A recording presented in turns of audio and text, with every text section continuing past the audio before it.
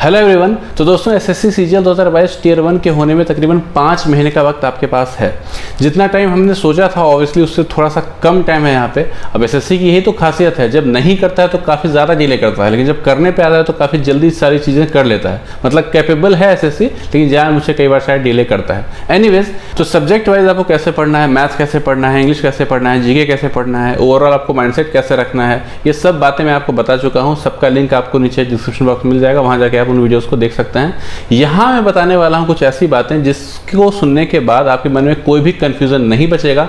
आप full fledge preparation में लग सकते हैं without any hesitation, without any डर, विदाउट एनी एनीथिंग। एक तरीके से प्रिपरेशन स्टार्ट करने का जो फाइनल टचअप होता है ना, उसका काम करेगी ये वीडियो। तो बिना देर किए शुरू करते हैं इस वीडियो। सबसे पहली बात, इन 5 महीनों के लिए एसएससी सीजीएल के अलावा किसी भी कॉम्पिटिटिव एग्जाम का फॉर्म अगर आपने भरा है या भरना चाहते हैं तो ये एस्पायरेशन फिलहाल छोड़ दीजिए अगले 5 महीने के लिए। 5 महीने के लिए आप सोचिए कि सिर्फ और सिर्फ मुझे सीजीएल ही देना है और सीजीएल ही क्रैक करना है। इस माइंडसेट को आपको कंटिन्यू रखना है अगले 5 महीने तक। 5 महीने जब कंप्लीट हो जाएगा, टियर 1 जब आप दे दोगे तो खुद आप जज कर पाओगे कि मैं दूसरे एग्जाम से फोकस करूं कि नहीं करूं, मुझे बताने की जरूरत नहीं पड़ेगी। लेकिन इन 5 महीने थोड़ा अपने आप पे संयम रखिए कि सिर्फ आपका फोकस सीजीएल पे ही हो।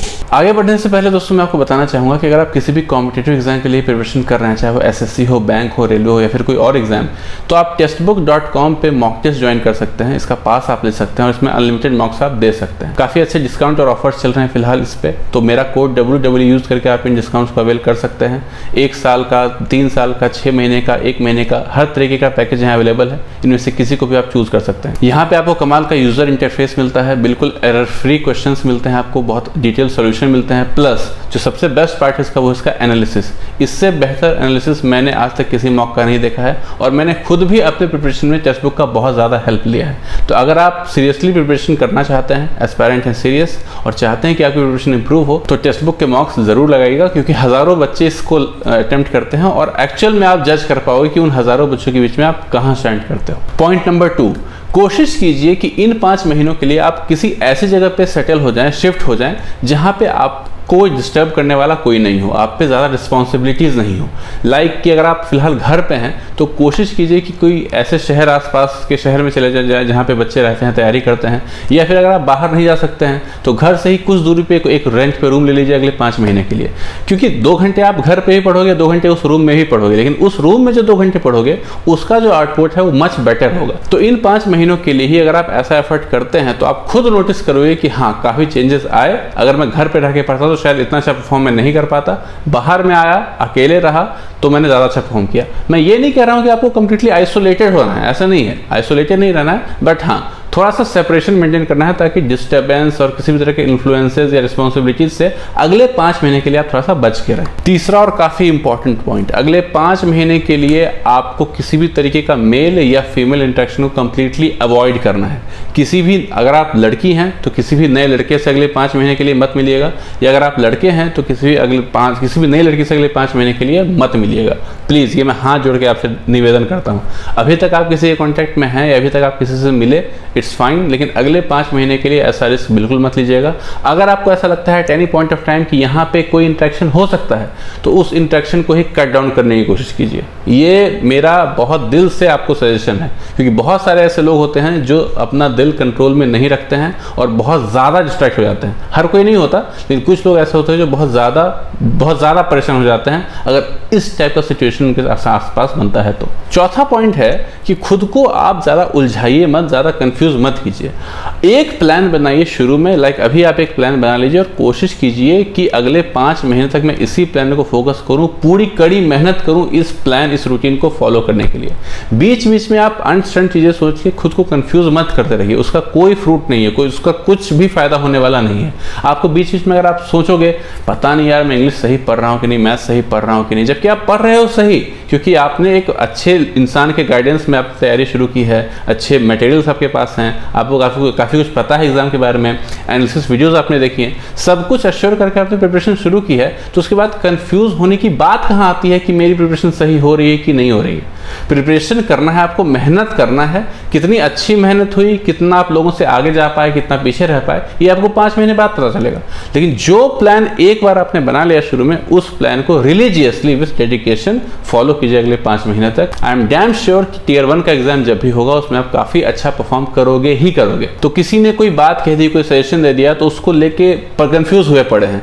ऐसा हो सकता है कि वो खुद बहुत बड़ा अचीवर हो, बहुत बड़ी हस्ती हो और वो सजेशन दे रहा हो, लेकिन तब भी उसका सजेशन इतना बड़ा नहीं हो सकता है कि आपको कंफ्यूज कर दे, आपको अपने स्ट्रेटजी प्लानिंग से हिला दे।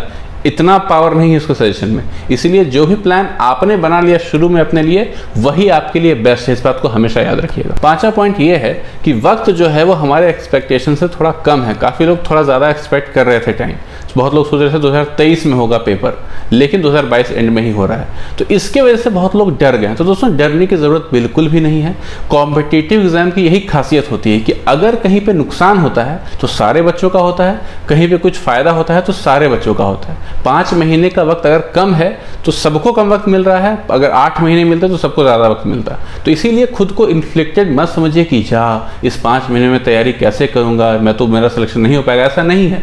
अगर आपके साथ कुछ त्रासदी है तो बाकी सब लोगों के साथ भी त्रासदी है।